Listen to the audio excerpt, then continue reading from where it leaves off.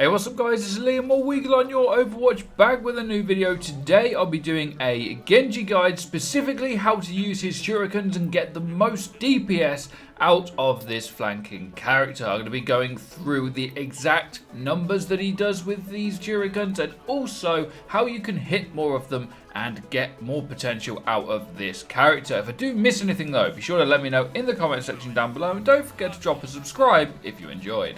So Genji has two options of throwing shurikens. The first one is called shuriken. You just throw them straight forward. It's simple. You throw 3 out in a row. The other is fan of blades, which you throw them all out at exactly the same time.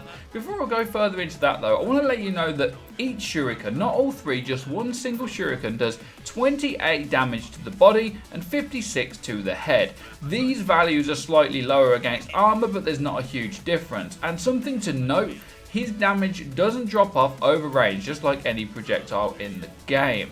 So you've got the left click, the primary fire. This throws out 3 shurikens per second. This adds up to a potential value of doing about 160 damage per second with the primary fire. But what's good about this is it doesn't drop off. So from a distance you can throw it at a Torbjorn, which apparently is the counter to Genji. Now this is one of the misconceptions in Overwatch. And Torbjorn isn't a counter to Genji, he can slow him down. But at a long distance, Genji's got a huge advantage over the turret. You just throw 3 volleys of normal shurikens at it and it wipes it out before it can even shoot you. And at a closer range, you can throw a couple of volleys, deflect the turret, and then finish it off. It's very, very simple.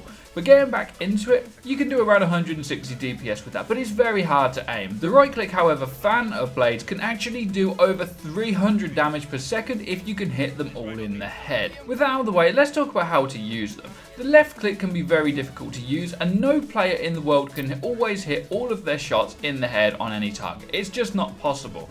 Each projectile is its own, and in between the individual ones, so every 0.3 of a second, you can actually try and move your aim to compensate even further for the person you're aiming at. So aim in front of them and drag across the prediction pattern of where you think your enemy is going to go. If you hit 2 out of these on a moving target from anything more than medium range, you've done very well. If you hit headshots, that's also awesome. Genji's primary fire like that really needs to be used at a distance, so against the Torbjorn turret or anyone else in the game. But really his job is to flank, it's to get in and get behind the enemy team. So this is where his alternate fire comes in, fan of blades, because this is awesome. It can potentially put out over 300 DPS. So what you want to do is get as close as you can, flank around and get behind the Mercies or the Lucios or the Tracers and right click. You want to aim for the head and get as many of them as you can in. When you've done a lot of the initial damage, you can then swift strike through them to finish them off. This also resets swift strike so you can get right out of the battle if you are in the mix of things. Another thing that this is very good for is actually taking out, or at least doing some chip damage to tanks. Now as Genji, you shouldn't be attacking tanks, especially Winston and Zarya. If that monkey is coming at you, you need to go in the other direction because you have no chance against him. But say a Roadhog or a Bastion is being preoccupied by your teammates and you manage to kill the Mercy and get behind them.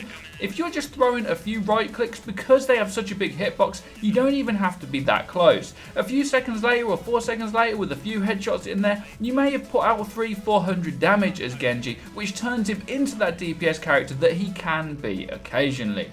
Also, with this strategy, what you can do is get in behind a Mei that doesn't know you're there, even though she's a counter to Genji, right click, shift, you go straight through them with Swift Strike, and you can actually kill her very quickly as well. So some of the stuff I've told you, particularly against Mei, is unorthodox. It's not what Genji's designed to do. He should be taking out the squishier, easier characters for him to kill. That's his job. But sometimes Overwatch doesn't work like that, and that's how the game works, and that's what makes it so interesting. You really have to figure out what's going on at the time and make a decision and do something about it. So in conclusion guys, make sure you're left clicking against Torbjorns or at people at long distance and try and compensate as much as you can. At close range, you just want to spam the right click and try and hit them in the head. You can do a hell of a lot of damage if you get used to this, and also try and couple this with jumping around in the air. Very hard to do, but very, very effective. Sometimes take on tanks, but try not to because that's not his job. Make your mind up in the game. If I missed anything guys, let me know in the comment section down below. Be sure to drop a like and subscribe if this helped you out. Have a great day as always.